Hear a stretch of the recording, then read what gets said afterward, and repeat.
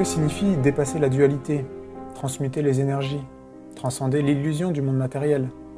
Que veut dire éveiller sa conscience, préparer la transition planétaire vers l'ère du Verseau, ou encore élever sa fréquence pour entrer dans la 5e dimension? Si ces questions attirent votre attention, alors cette vidéo est faite pour vous. Le chemin que je vais emprunter pour y répondre risque toutefois de vous surprendre, mais si vous êtes de ceux qui cherchent la vérité, je vous promets que vous ne serez pas déçus.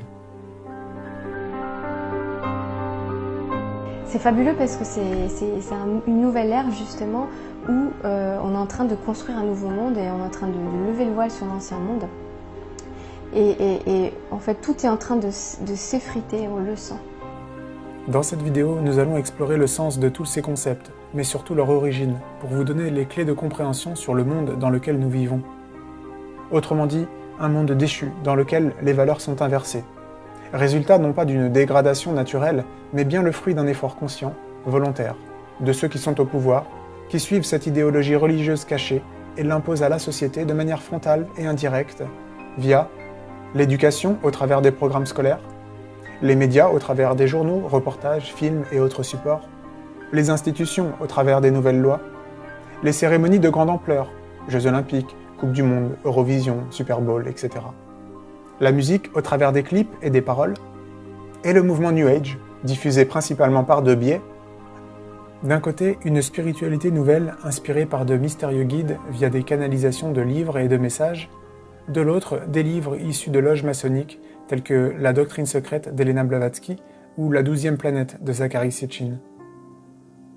Aujourd'hui, on va donc démystifier ce terme de transcendance qui est au centre de la spiritualité moderne, pour vous permettre de mieux saisir à qui vous avez affaire et vous pointer vers le personnage central de toute spiritualité. Le dictionnaire Larousse en ligne donne la définition suivante du mot « transcender ». Premièrement, dépasser le domaine de la connaissance rationnelle. Deuxième sens, littéraire, être supérieur à quelqu'un ou à quelque chose.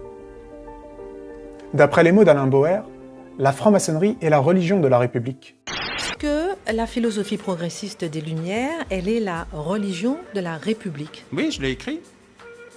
J'ai même expliqué que le Grand Orient était l'église de la République. Je ne savais pas que j'allais faire plaisir à Éric Zemmour, mais quand j'ai écrit ça, mais je l'ai dit, oui, c'est la boîte à outils de la République et c'est la religion de la République, parce qu'il y avait une spiritualité laïque. Si la France est un pays laïque, il faudrait donc en déduire que la franc-maçonnerie est une société laïque. Or, que constate-t-on dans les faits? Je parlais récemment à quelqu'un qui me disait que la franc-maçonnerie n'existe pas et que j'étais un complotiste. To all our brethren to receive the most merciful, the Grand Master.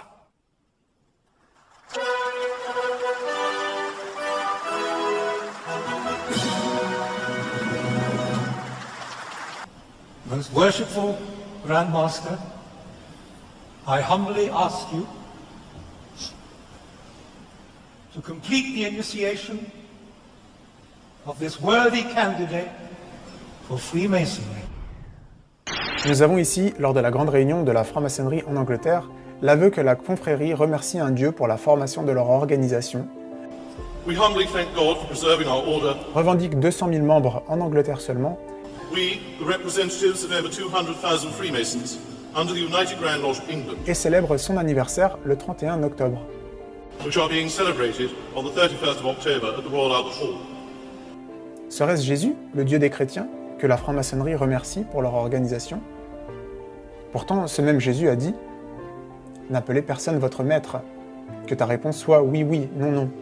Pas de serment, pas de secret. Ce que je vous dis à l'oreille, criez-le sur les toits. » Or, nous savons par ailleurs que les francs-maçons se donnent le titre de maître. To all our brethren to receive the most merciful, the Grand Master.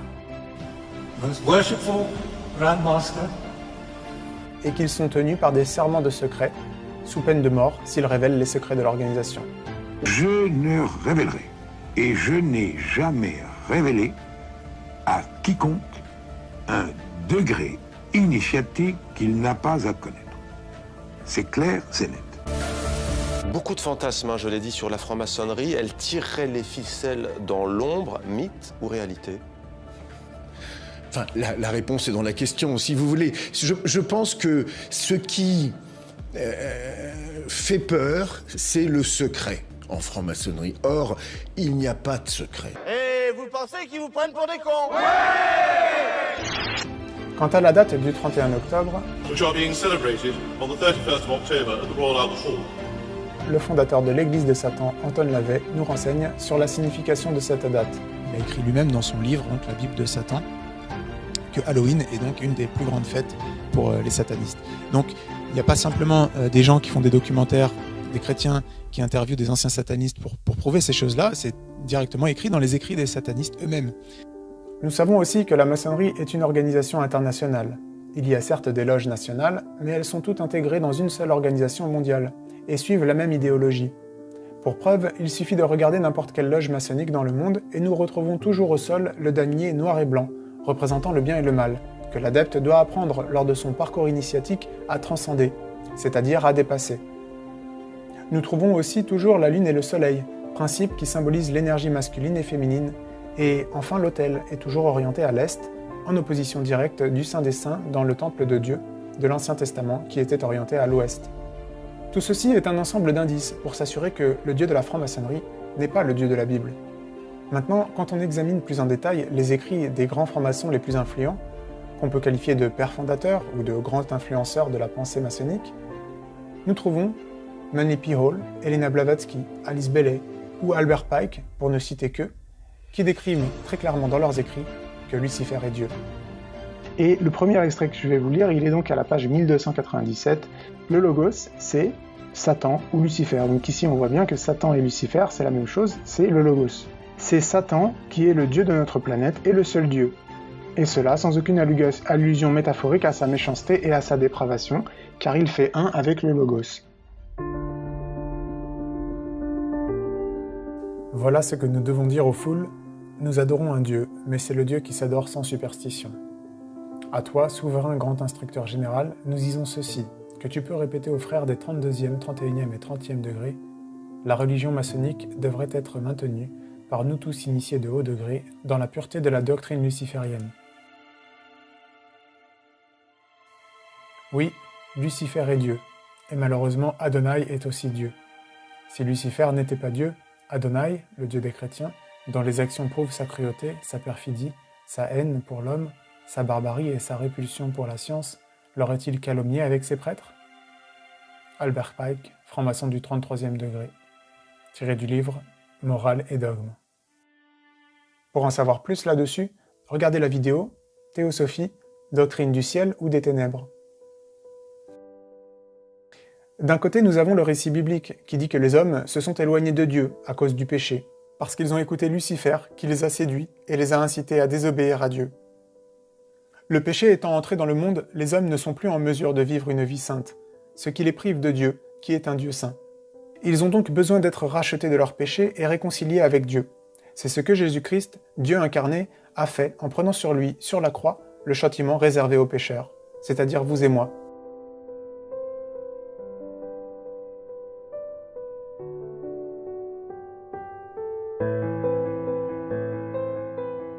Ainsi, toute personne qui se repent, se détourne du péché et croit que Jésus-Christ est mort et ressuscité, sera réconciliée avec Dieu. Cette personne est née de nouveau, elle est sauvée par Dieu et devient une nouvelle créature, née en esprit, désormais capable de résister au péché et vivre une vie de plus en plus sainte à l'image de la vie du Christ. De l'autre côté, nous avons les auteurs classiques et influents de la franc-maçonnerie qui expliquent à leurs membres des hauts degrés au 29e degré, il y a une adoration de Baphomet. Que ce même Lucifer, dont parle la Bible, est en réalité un sauveur, le porteur de lumière à une humanité tenue sous l'esclavage du Dieu biblique qui enferme les hommes dans des règles morales du bien et du mal. De ce point de vue, l'homme est opprimé, car il ne peut pas assouvir ses pulsions de mort, de sexe, de dépravation. Il est sous l'emprise de la loi morale d'un Dieu qui nous opprime par la notion de péché. De sorte que Lucifer libère les hommes en leur apportant la révélation transcendantale que le bien et le mal n'existent pas. L'initié doit apprendre à transcender ces deux concepts illusoires pour s'élever vers la lumière de Lucifer, représentée par l'œil qui voit tout, souvent au centre d'un triangle représentant la structure pyramidale de la franc-maçonnerie, mais représentant aussi l'Égypte, symbole de l'emprise du diable sur l'humanité dans l'histoire biblique. Dieu a libéré son peuple de l'emprise de Pharaon. Ainsi, nous voyons que la franc-maçonnerie se positionne en tant qu'idéologie religieuse, en opposition directe au christianisme. Or, la vision du monde chrétien ne se restreint pas à Dieu et à l'humanité. Le diable a une part importante. Il est qualifié de prince de ce monde dans la Bible, précisément parce que nous vivons dans un monde déchu, dans lequel les hommes sont esclaves du péché, et donc sous l'emprise du diable, jusqu'à ce qu'ils se tournent vers Dieu et naissent de nouveau, en attendant la résurrection d'un corps éternel, libéré pour toujours de l'emprise du péché, et en communion parfaite avec Dieu et tous ceux qui sont nés de nouveau, pour l'éternité. Cette relation entre Dieu et les hommes sauvés est présentée comme l'image d'une alliance entre Dieu, le fiancé, et le corps des croyants, son Église, étant la fiancée. Le mariage représentant l'union et la fidélité éternelle dans laquelle vivront tous les enfants de Dieu. C'est pour cette raison que le mariage est désacralisé de nos jours, non seulement par le divorce de plus en plus fréquent, mais aussi par ce que nos sociétés occidentales considèrent désormais comme mariage. De même, nous constatons que des cérémonies dans des loges maçonniques moquent le mariage entre le Christ et son Église, en habillant des jeunes garçons en robe de mariée lors de cérémonies dont les détails innommables ici sont encore une fois une manière d'offenser le Dieu biblique et ce qu'il y a de plus pur. Cette idéologie de la transcendance est donc un secret bien gardé, mais à celui qui a des oreilles pour entendre, les choses sont claires. Vous pourriez demander, si la franc-maçonnerie est la religion de la République, pourquoi on nous éduque dans une vision athée du monde ? Cette vision athée du monde est en train de s'effriter. Dans un monde principalement chrétien, la première étape pour transformer la société vers des valeurs maçonniques est de sortir la notion de Dieu dans la tête des gens. L'homme est alors au centre, et il peut façonner les lois qui lui conviennent. Puis, dans un deuxième temps, pour remplir le vide qu'il y a dans chaque homme, que Dieu seul peut remplir, une nouvelle spiritualité est introduite, la spiritualité New Age, mais aussi la sorcellerie, le paganisme et l'adoration des anges, qui préparent le terrain vers le but ultime, l'adoration de l'Antéchrist qui prendra le contrôle de ce monde juste avant le retour de Jésus. They know how to gradually, gently corrupt people from Christendom, first of all, to deism. Of course, deism is where, yes, God started the world, but then he took off and he has no place in the affairs of men now. And so you don't have to worry about God, you don't have to worry about heaven and hell. You just kind of do your thing and everything will be okay. Deism to atheism is the next step. Atheism where you claim there is no God, you know. And then, of course, the next step is out and out Satanism. And interestingly enough, Satanists know there's God, know there's a heaven and hell, and they just choose hell. And they choose to drag as many people into hell as they can. Le New Age n'étant rien d'autre qu'une invention de la franc-maçonnerie, ce terme même étant le titre d'un magazine franc-maçon. Il fut propagé dès le XIXe siècle par Helena Blavatsky, Annie Besant, Charles Leadbeater, à travers la Société théosophique, puis Alice Bailey et la Lucifer Trust, et enfin Manly P. Hall notamment, à travers de nombreux livres et conférences, pour ne citer que. Tous ces personnages que je viens de citer sont des francs-maçons du 33e degré. Il n'est donc pas étonnant de retrouver dans la spiritualité New Age populaire les mêmes concepts maçonniques, la dualité illusoire à transcender pour atteindre l'illumination et réaliser que nous sommes des dieux, ce qui n'est rien d'autre que le mensonge primordial du diable. The first lie ever recorded in human history comes from the mouth of Satan himself.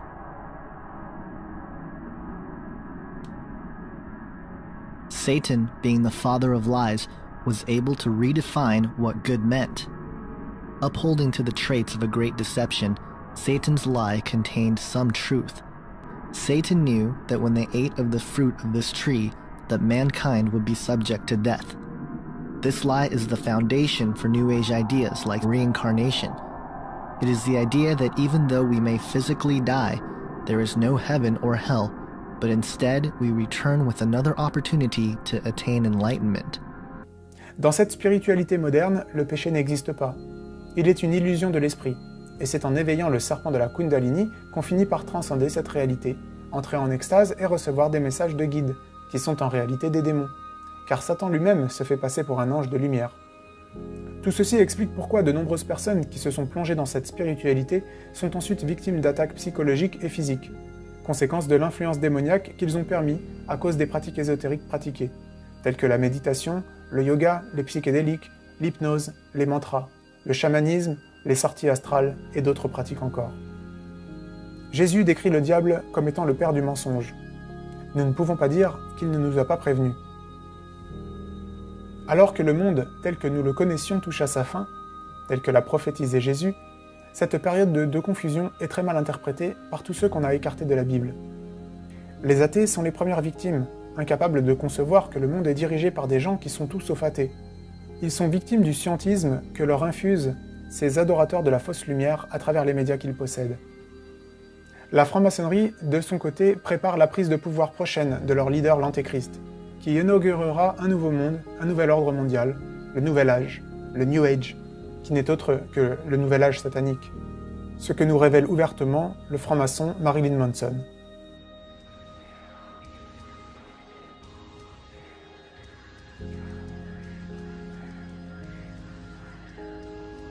Quant aux adeptes de la spiritualité New Age, ils pensent que tout ce qu'il se passe dans le monde actuellement est une forme de transition énergétique, une initiation collective pour que l'humanité entre dans une nouvelle ère, l'ère du Verseau, la 5e dimension, et autres fantasmes alimentés par des pseudo-gourous qui canalisent des messages de leurs soi-disant guides venus de planètes éloignées ou d'autres dimensions. All right, I'll say good day to you all. And of course, we will express to all of you a happy new year, a new orbit around your central star. Comment parler à ses guides? Grande question du jour et je vais laisser les guides répondre directement. Je pense qu'ils sont mieux placés que moi pour le faire. Je vais donc canaliser la réponse. Alors, demandez-nous. Nous sommes là en permanence avec vous, tout le temps, tout le temps, tout le temps. Vous n'êtes jamais seul. Je précise que cet extrait que vous venez de voir n'est pas une parodie. Aurore Rogers se dit véritablement être en communication avec des guides. Elle a même écrit 2 livres canalisés qui sont édités par les éditions Atlante. Écoutons maintenant une autre artiste, Laura Marie, dans une entrevue en 2015 à ses débuts. Son langage corporel et ses multiples hésitations illustrent bien qu'on ne s'improvise pas guide spirituel à la légère. Les jeunes directement s'intéressent à la vie extraterrestre, connaissent les noms des différentes races qui peuplent qui nous visitent depuis la nuit des temps et puis qui nous ont même, qui ont contribué à nous créer génétiquement. Et donc ça, c'est de plus en plus connu. Et donc voilà, c'est fabuleux parce que c'est une nouvelle ère justement où on est en train de construire un nouveau monde et on est en train de lever le voile sur l'ancien monde. Ça voudrait dire que toi tu adhères complètement à la théorie de Zecharia Sitchin, tout ça un peu Alors lui je ne l'ai pas lu mais je pense qu'il y a beaucoup de vrai dans ce qu'il dit, ça c'est sûr. J'ai pas tout lu en fait, mais je sais très bien de quoi il parle. Il y a énormément pour moi de vrai par rapport à mon expérience, par rapport à ce que je ressens, ce que je reçois aussi, puisque je communique aussi, donc je fais, je reçois beaucoup d'informations d'autres dimensions, donc forcément...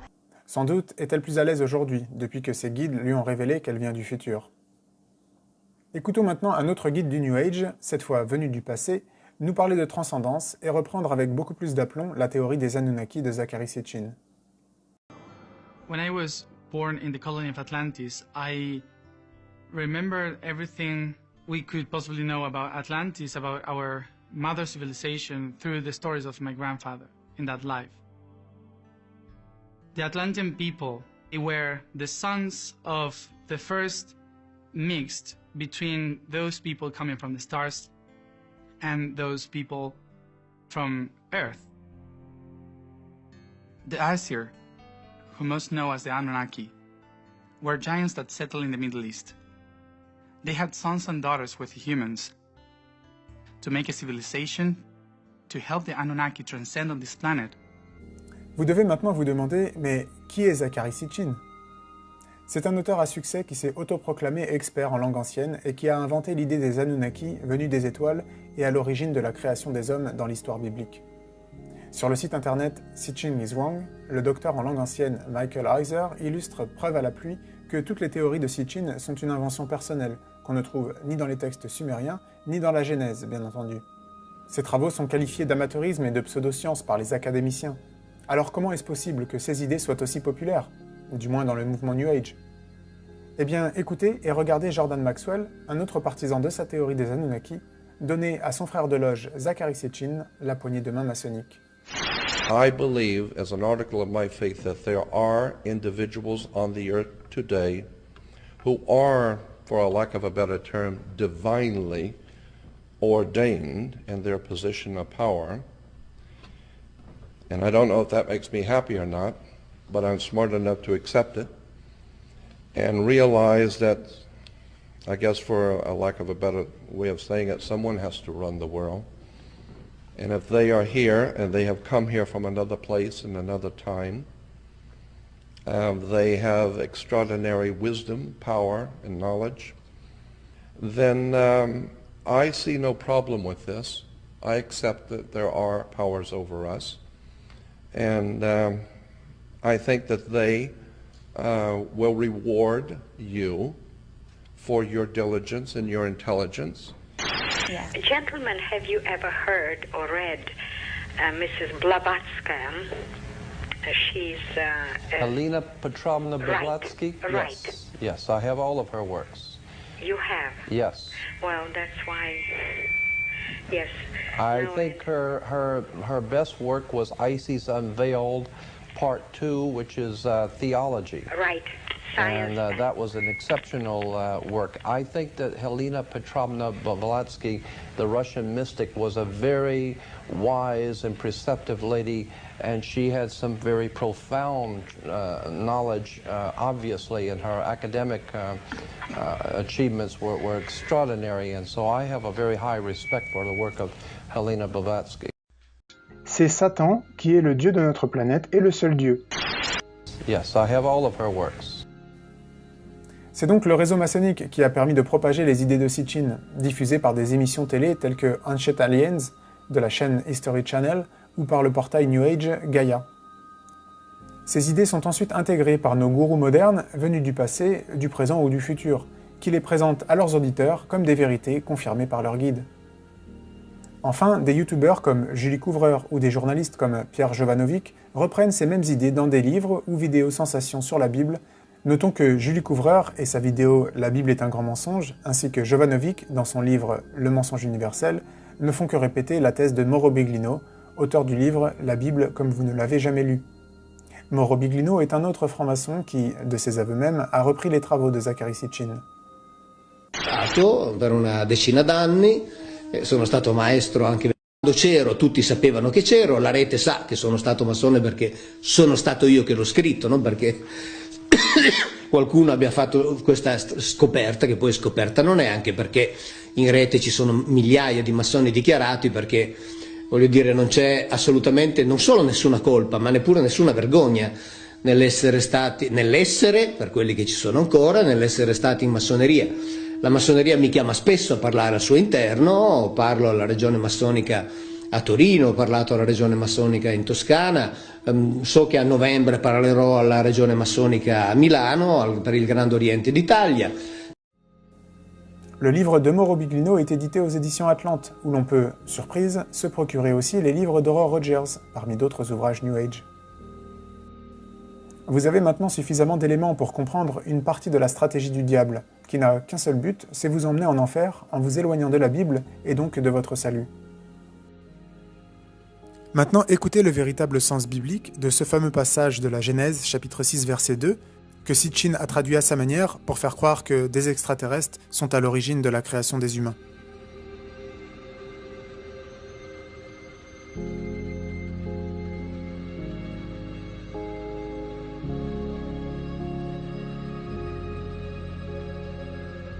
What the passage portrays, and it's very difficult for many people to absorb this, it portrays fallen angels. These are not the good guys. Remember when Satan fell, a third of the angels fell with him. Not all of them, but a group of them, apparently, and we'll talk more about this in a minute, chose to try to create a hybrid race. See, angels can't multiply. Angels are eternal. Reproduction is a process for mortals. Now, the offspring of Nephilim, they're also called the Hagibarim, the mighty ones. And now, where the confusion starts to set in is when this Hebrew passage was translated into the Greek in the Septuagint, the word they used for the Nephilim was gigantes. It sounds like giants, and it turns out they were giants, but that's not what the word means. Gigantes comes from gigas, which means earthborn. So in the Hebrew, they're called the fallen ones. In the Greek, they're called the earthborn. The purpose of the flood was not just that there was sin in the land. There was, and that's emphasized. But if sin brings the flood, we better get some life jackets. No, there's something far deeper going on. That's what I want to sensitize you for when you do your own study and come to your own conclusions. But I want you to recognize there's something much more profound that God, it's a problem that God was solving, and that is that Satan's strategy was to contaminate the human race. Dans un premier temps, alors qu'à la fin du 19e siècle, le grand public était familier du message biblique, l'attaque sur la Bible s'est faite de manière indirecte. Helena Blavatsky a extériorisé ses croyances occultes de la maçonnerie à travers des ouvrages tels que Isis dévoilée et La doctrine secrète. Ses disciples, Annie Besant, Charles Leadbeater et Alice Bailey, ont ensuite repris ses travaux dans leurs propres livres.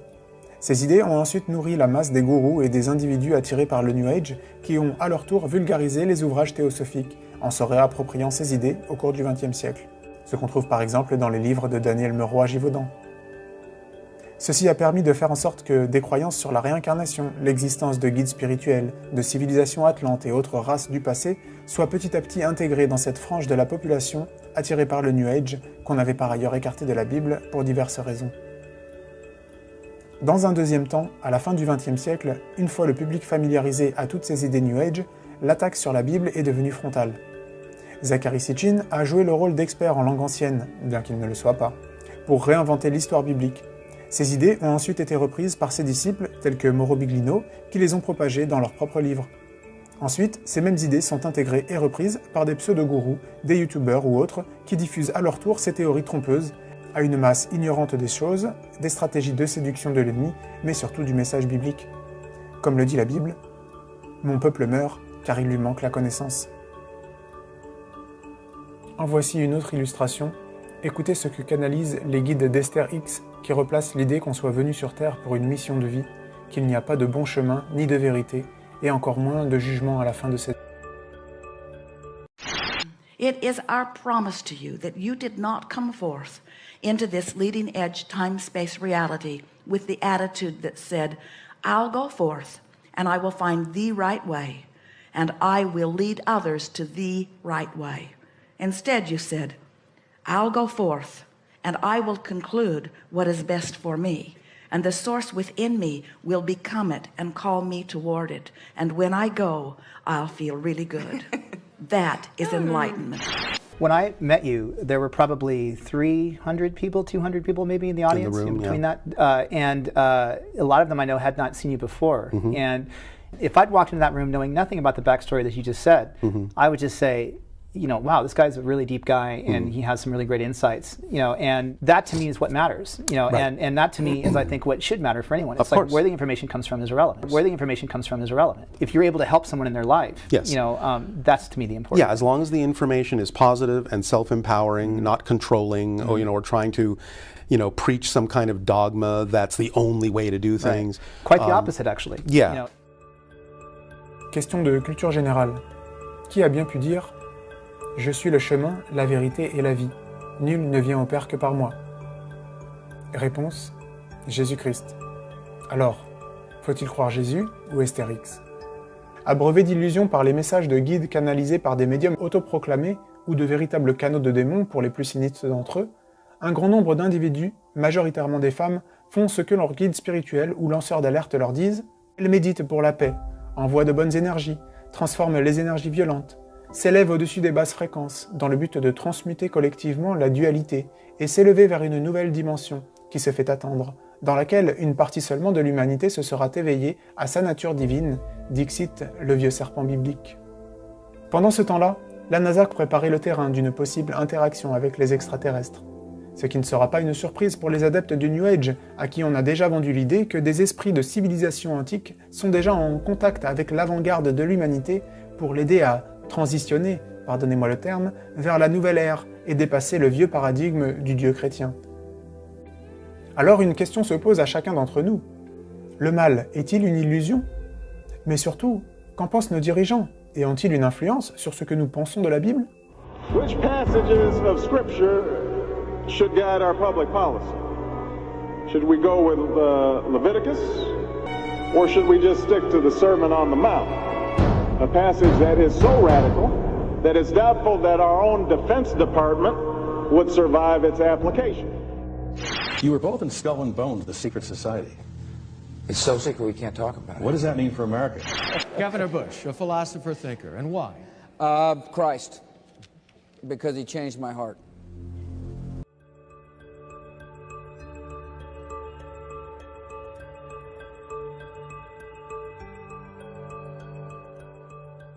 Christ dit qu'il est humble et doux, et nous le croyons, sans remarquer que s'il était simplement un homme, l'humilité et la douceur seraient les dernières caractéristiques que l'on pourrait attribuer à certaines de ses paroles.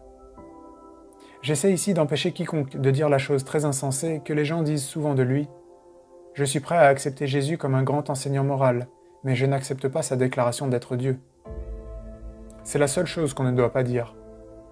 Un homme qui n'était qu'un homme et qui dirait le genre de choses que Jésus a dit ne serait pas un grand enseignant moral. Il serait soit un fou, au niveau d'un homme dont on dit qu'il a perdu la raison, ou bien il serait le diable de l'enfer. Vous devez faire votre choix. Soit cet homme était et est le Fils de Dieu, ou alors un fou, ou pire encore. Vous pouvez le prendre pour un fou, vous pouvez lui cracher dessus et le tuer comme s'il était un démon, ou vous pouvez tomber à ses pieds et l'appeler Seigneur et Dieu.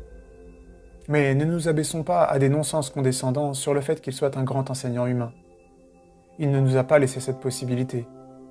Il n'en avait pas l'intention. Enfin, il ne faut pas ignorer le fait qu'il est plus agréable d'entendre quelqu'un nous dire que nous sommes des êtres divins appelés à transcender l'illusion de cette vie matérielle, que nous avons choisi de nous incarner sur cette terre pour aider nos frères moins avancés dans leur spiritualité, plutôt que d'entendre un chrétien nous dire que nous avons tous péché devant un Dieu saint et juste, et qu'à moins de se repentir et de croire en ce qu'a fait Jésus-Christ sur la croix, nous irons en enfer pour nos fautes, où nous rejoindrons le diable, père du mensonge, et ses anges déchus qui se font passer pour des guides de lumière à des humains qui choisissent les fables au détriment de la vérité.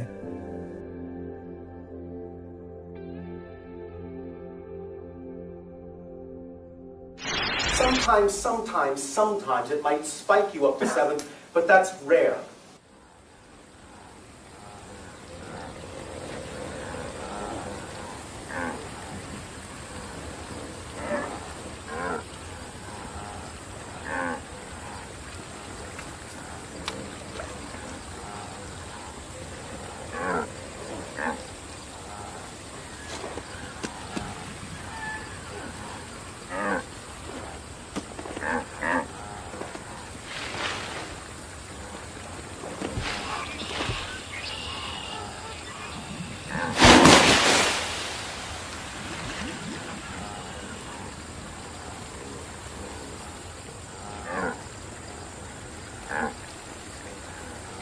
Je ne suis pas en train de faire une carrière.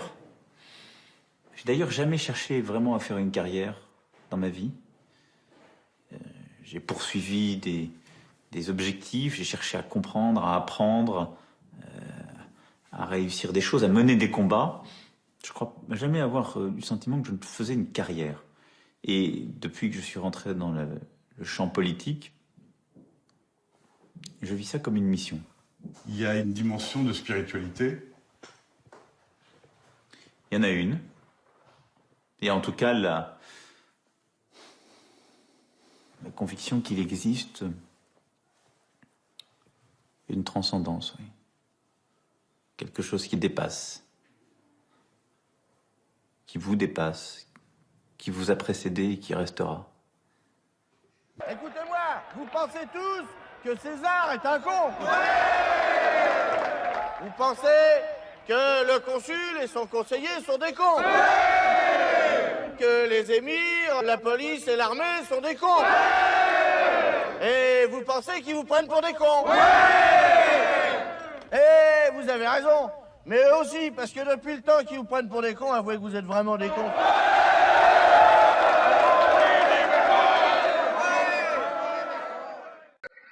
Ordinary men and women are too small-minded to govern their own affairs. That order and progress can only come when individuals surrender their rights to an all-powerful sovereign. Vous sentez l'âme d'un guide? Pareil, je pense que c'est pas quelque chose qu'on sent pour soi. C'est quelque chose qui advient ou n'advient pas. C'est différent. Alors que tous les chrétiens crient à la fin des temps, ne serait-il pas temps de s'interroger sérieusement sur cette question, d'ouvrir la Bible et de lire par soi-même ce qu'elle nous apprend sur la nature de l'homme, le péché, les dirigeants, le diable, ce qu'a fait et dit Jésus, et ce qu'il a prédit, qui s'applique directement à notre époque. Si vous ouvrez la Bible, vous découvrirez ces divers passages que je vais vous lire en guise de conclusion. Et il me conduisit dans le parvis intérieur de la maison de l'Éternel, et voici, à l'entrée du temple de l'Éternel, entre le portique et l'autel, il y avait environ 25 hommes, tournant le dos au temple de l'Éternel et le visage vers l'Orient. Ils se prosternaient à l'Orient, devant le soleil. Car nous n'avons pas à lutter contre la chair et le sang, mais contre les dominations, contre les autorités, contre les princes de ce monde de ténèbres, contre les esprits méchants dans les lieux célestes. Sache que dans les derniers jours, il y aura des temps difficiles, car les hommes seront égoïstes, amis de l'argent, fanfarons, hautains, blasphémateurs, ayant l'apparence de la piété, mais reniant ce qui en fait la force. Mais l'Esprit dit expressément que, dans les derniers temps, quelques-uns abandonneront la foi pour s'attacher à des esprits séducteurs et à des doctrines de démons. Non, je vous le dis, mais si vous ne vous repentez, vous périrez tous également.